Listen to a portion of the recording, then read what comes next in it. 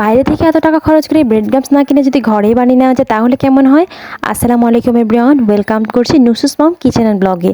আজকে আপনাদের সাথে ব্রেড ক্রাম্বস তৈরির রেসিপি শেয়ার করব। এই তো ব্রেড ক্রাম্বস তৈরি করার জন্য প্রথমে আমি এখানে পাউরুটি নিয়ে নিয়েছি।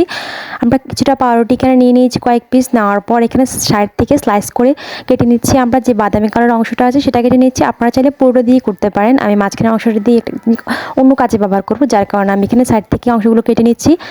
এই থেকে সাইড থেকে সবগুলো অংশ আমি সুন্দর করে কেটে নিচ্ছি। কেটে নেওয়ার পর এই দেখুন মাঝখানের অংশগুলোকে আমি রেখে দেবো অন্য কাজের জন্য, আর সাইড অংশগুলো দিয়ে আমি ব্রেড ক্রাম্বস তৈরি করবো। তারপর এই সাইডের অংশগুলোকে আমি একটা ব্লেন্ডার জারে দিয়ে দিচ্ছি। তারপর এগুলোকে আমি সুন্দর করে ব্লেন্ড করে নিয়েছি। দেখুন আপনারা চাইলে এই অবস্থায় তো ব্রেড ক্রাম্বস হিসেবে ব্যবহার করতে পারবেন, কিন্তু আবার চাইলে আপনারা একটা ফ্রাই প্যানের মধ্যে এগুলোকে হালকা ভেজেও নিতে পারবেন। আর খেয়াল রাখতে হবে ভাজার সময় অবশ্যই চালটা যাতে কম থাকে, কেননা জাল বেশি থাকলে দেখা যাবে নিচ থেকে পুড়ে এসেছে কিন্তু ব্রেড ক্রাম্বসটা ঠিকভাবে হয়নি। যার কারণে তোমরা অল্প আছে এই কাজটা করবে। আর তোমরা চাইলে এই কাজটা না করে ব্রেড ক্রাম্বস তৈরি করে ফেলতে পারো। আমরা সাধারণত roll, chicken ball, fish ball সব কিছুতে আমরা ব্রেড ক্রাম্বসটা ব্যবহার করে থাকি। সেক্ষেত্রে বাড়িতে আমরা খুব সহজে টাকা খরচ করা ছাড়া এরকম সুন্দর ব্রেড ক্রাম্বস তৈরি করে ফেলতে পারি।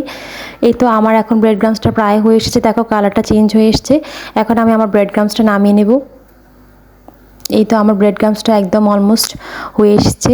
তোমরা চাইলে বাড়িতে বসে খুব সহজে আমার এই নিয়ম ফলো করে ব্রেড ক্রাম্বসটা তৈরি করে ফেলতে পারো। আমি যেটা দিয়ে তৈরি করছি পাউরুটি দিয়ে, তোমরা চাইলে এটাকে বিস্কুট দিয়ে তৈরি করতে পারো।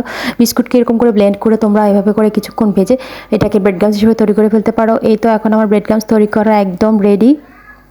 দেখো আমার ব্রেড ক্রাম্বসের ফাইনাল লুক দেখতে কতটা সুন্দর লাগছে। তোমরাও চাইলে বাড়িতে এত টাকা খরচ করে বাইরে থেকে ব্রেড ক্রাম্বস না কিনে বাড়িতে আমার এই পদ্ধতি অবলম্বন করে ব্রেড ক্রাম্বস তৈরি করতে পারো। আশা করি আজকে আমার রেসিপিটা অনেক অনেক ভালো লেগেছে। ভালো থাকো, আল্লাহ হাফেজ।